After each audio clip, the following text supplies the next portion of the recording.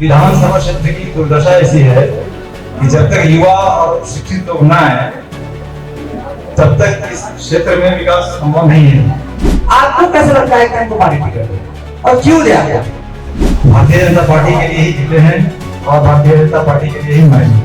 हम आएंगे, विकास की गंगा बहाएंगे, शिक्षा की बात करेंगे, रोजगार देंगे, लेकिन चुनाव जीतने के बाद वो नजर ही नहीं आता।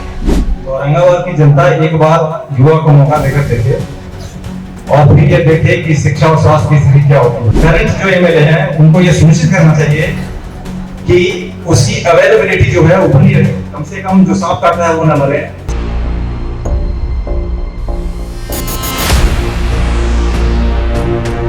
अभी हमारे साथ भाजपा नेता अभिषेक कुमार सिंह जी हमारे साथ हैं और चुनावी मैदान में आने का ऐलान कर दिया है और साफ तौर पर उन्होंने कहा है कि हम चुनाव लड़ेंगे, कमर कस लिए हैं, चुनावी मैदान में आएंगे, जो होगा देखा जाएगा। सबसे पहले बंधन और ग्रेड चैप्टर 2 में अभिषेक सिंह जी आपका बहुत बहुत स्वागत है। सवाल ये है कि आप ये ऐलान कर दिए हैं कि चुनाव लड़ेंगे, हर तरफ आपका जो है वो बैनर पोस्टर देखने को मिल रहा है। अब सवाल ये है कि चुनाव किस मुद्दे पर लड़िएगा? जाति के नाम पे, पार्टी के नाम पे या विकास के नाम पे? सबसे पहले रेड न्यूज़ को धन्यवाद देना चाहूंगा कि आज जो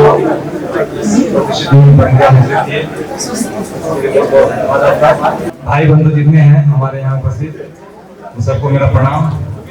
चुनाव इस बार हम जाति के नाम पर नहीं, पार्टी के नाम पर लड़ेंगे और विकास के नाम पर लड़ेंगे। शिक्षा और स्वास्थ्य और रोजगार ये हमारी प्रायोरिटी लिस्ट में है। इसी मुद्दे पर आगे हम चुनाव लड़ेंगे और हमारे जितने युवा लोग हैं उनको शिक्षा से और स्वास्थ्य से जोड़कर उनको आगे बढ़ाने की कोशिश करेंगे। अब आप कह रहे हैं कि शिक्षा की बात करेंगे, स्वास्थ्य की बात करेंगे।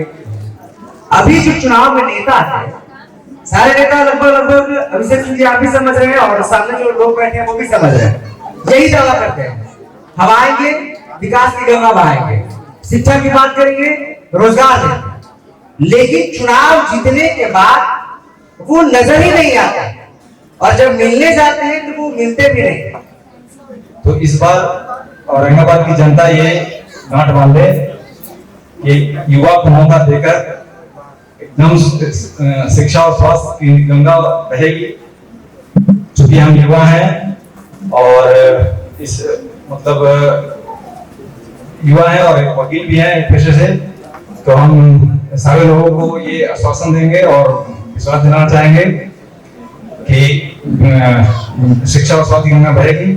तो औरंगाबाद की जनता एक बार युवा को मौका देकर देखे और फिर ये देखे कि शिक्षा और स्वास्थ्य की स्थिति क्या होती है। अभी फिलहाल जो स्थिति है शिक्षा की और स्वास्थ्य की, शिक्षा के संदर्भ में ये बात कहना चाहूंगा कि बहुत सारे सरकारी स्कूलों में जितने बच्चे पढ़ने लिखने जाते हैं उनमें से बहुत जो एजुकेशनल गैप जो बनती है पहली से लेकर, जैसे आठवीं कक्षा में पढ़ने वाला लड़का को 5वीं कक्षा की किताब मिल सकती है, वो जो मैथमेटिकल स्किल्स है उसको भी वो पूरा नहीं कर पाता। तो इसके विषय में मैं ये सुझाव जरूर लाऊंगा जनप्रतिनिधि होने के नाते, अगर मैं जनप्रतिनिधि बन पाया तो, कि हर स्कूल में जाएं और लोगों को ये बताएं, बच्चों को ये और टीचर को भी बताएं कि आप लोग बच्चों को ठीक से शिक्षा दें। और गार्जियन से भी मेरी अपील होगी कि अपने बच्चों को सरकारी स्कूल में भेजने के लिए प्रेरित करें। प्राइवेट स्कूल में पढ़ने से ये होगा कि वो अपने जो उनकी हार्ड अर्न मनी है जो कमाते हैं वो कमाई भी वो ऐसे ही फूक रहे हैं। तो वो जो फूक रहे हैं वो जो पैसा जो बर्बाद हो रहा है उनका, वो जो इतनी बीपीएससी जो वैकेंसी निकाली है तो उस वैकेंसी में जितने अच्छे टीचर आए हैं वो सरकारी स्कूल में बच्चों को भेजें और भेजने के बाद वो देखें कि क्या शिक्षा में सुधार किया जा सकता है। और मैं भी इसमें जनप्रतिनिधि होने के नाते इस बात ये बात जरूर मैं बोलूंगा कि हर स्कूल में जो अब मेरे विधानसभा क्षेत्र में आएगा, औरंगाबाद विधानसभा क्षेत्र में, वो हर स्कूल में जाकर प्रायोरिटी बेसिस पे अच्छी और दुरुस्त शिक्षा दी जाए, इसके लिए मैं काम करूंगा।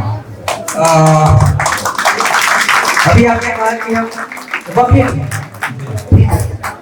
अब जब आप वकील हैं, अच्छा पैसा भी कमाते हैं, पैसा भी आपके पास है, फिर क्यों आपको लग रहा है कि चुनाव लड़ना चाहिए?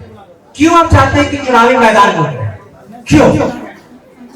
विधानसभा क्षेत्र की दुर्दशा ऐसी है कि जब तक युवा और शिक्षित लोग ना आए तब तक इस क्षेत्र में विकास संभव नहीं है। अभी जो करंट एमएलए साहब जो हैं वो हर जगह जाते हैं, घूमते हैं, लेकिन वो विकास के नाम पर कुछ कर नहीं पाते हैं। चूंकि मैं इस क्षेत्र में सारे जगह पर घूम रहा हूँ, मैं हर जगह की स्थिति देख समझ पा रहा हूँ। उसमें मैं देख रहा हूँ कहीं सड़कें नहीं है, कहीं नलियां नहीं है, और जहां भी जाता हूँ जो करंट जो सिटिंग एमएलए हैं हमारे, उनकी काफी बुराई करते हैं। और ये बड़ी उम्मीद से लोग देखते हैं कि अगर कोई युवा और शिक्षित लड़का अगर चुनाव में आए तो उसका भरपूर समर्थन करेंगे। आप कह रहे हैं कि औरंगाबाद विधानसभा से चुनाव लड़े, पार्टी हमको टिकट दे। अब सवाल ये है अभिषेक सिंह जी, सीधा सा आपसे, औरंगाबाद विधानसभा क्षेत्र से बीजेपी से कई उम्मीदवार टिकट के रेस में लगातार दावा कर रहे हैं कि हमको पार्टी टिकट दे, उम्मीदवार को बीजेपी हम ही को बनाएगी। आपको कैसा लगता है कि हमको पार्टी टिकट दे और क्यों दे आपको? ये तो भारतीय जनता पार्टी की बहुत खूबसूरत बात है कि इतने सारे उम्मीदवार इस पार्टी में हैं। 12 करोड़ का एक परिवार, एक ऐसा परिवार है जो दुनिया की सबसे बड़ी पार्टी है, और इसमें से अगर 25-30 जितने लोग नाम ले रहे हैं कि इतने उम्मीदवार अपनी दावेदारी दे रहे हैं इस क्षेत्र से, तो ये बहुत खूबसूरत बात है कि हम लोग पूरे परिवार में इतने अच्छे लोग हैं, 25-30 की संख्या में अगर हैं तो इतने अच्छे लोग हैं जिसको पार्टी नहीं लेकर देती है सीट, जिसको सबसे ज्यादा काबिल समझती है पार्टी, उसको अगर देती है तो उसको हम लोग सब समर्थन करेंगे। और जहां तक दावेदारी वाली बात हुई तो मुझे लगता है कि मैं युवा हूँ, शिक्षित हूँ, और युवा का जो नब्ज है उसको मैं बेहतर तरीके से समझ पा रहा हूँ। तो इस नजरिए से भी मुझे उम्मीद है कि पार्टी मुझे कंसिडर करेगी, और बाकी पार्टी का जो निर्णय होगा वो तो हम हमेशा अगर मान बीजेपी आपको टिकट नहीं दे, क्या अभिषेक सिंह जी निर्दलीय चुनाव लड़ेंगे या राजद में चले जाएंगे? मैं भारतीय जनता पार्टी का बहुत 17-18 सालों से कार्यकर्ता रहा हूँ। भारतीय जनता पार्टी के लिए ही जीते हैं और भारतीय जनता पार्टी के लिए ही मरे। इस बात को समझ लें, अगर भाजपा में सीट नहीं मिलती है तो भाजपा जिसे भी सीट देती है उसका पूरे जोर से हम समर्थन करेंगे, और पार्टी का निर्णय को हम हमेशा सम्मान देंगे। टांग नहीं खींचेंगे अगर पार्टी किसी और को टिकट दे देगी तो? नहीं, टांग नहीं खींचेंगे, उनके सपोर्ट में खड़े होंगे। जैसा कि मैंने कहा आपसे कि अगर पार्टी जिन किसी को भी टिकट देती है उनका हम लोग भरपूर सहयोग करेंगे, और ये मैं आपके मन से कह रहा हूँ, तो इस बात को औरंगाबाद की जनता भी सुनेगी। और ये बात है, मैं कभी टांग नहीं खींचूंगा, टांग नहीं खींचने वाली बात ही नहीं है। औरंगाबाद से कांग्रेस विधायक आनंद सिंह कह रहे कि हम चप्पा चप्पा विकास की गंगा बहाते हैं, हर तरफ विकास का गंगा बहा। आपको कहां विकास नहीं देखा? क्या आपको लग रहा है कि हम आएंगे तो विकास करवा देंगे? और अगर चुनाव आप जीतिएगा तो क्या काम करवाइएगा?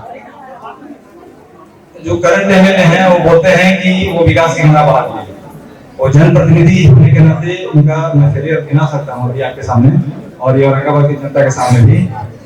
मैं लगभग हर महीने औरंगाबाद सदर अस्पताल में विजिट करता हूँ, लगभग हर महीने।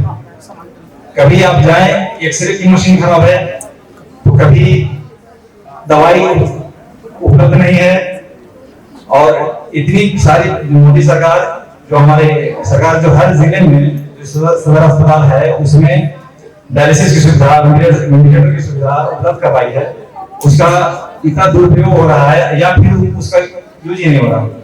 ये दोनों चीजें हैं। तो एक्सरे की मशीन खराब है, मैंने सदर अस्पताल की ये ऐसी व्यवस्था है कि मतलब अकल्पनीय है। और अगर कोई भी आदमी अगर जाए वहां जाकर देखे, अभी जल्दी का ये न्यूज है कि सांप वगैरह काटने से भी लोग सदा जाते हैं और वहां से बचकर नहीं आ रहे हैं। यानी जो बहुत बेसिक चीज जो जनता के मतलब जो गरीब किसान और गरीब लोग जो गांव में रहते हैं, वो उनको चूंकि वो खेती करते हैं तो खेत में जाएंगे उनको सांप काटता ही है। औरंगाबाद बहुत उम्मीद से आते हैं कि सदर अस्पताल में शायद उनका उपचार हो जाए, लेकिन ये उपचार की सुविधा औरंगाबाद अस्पताल में नहीं है।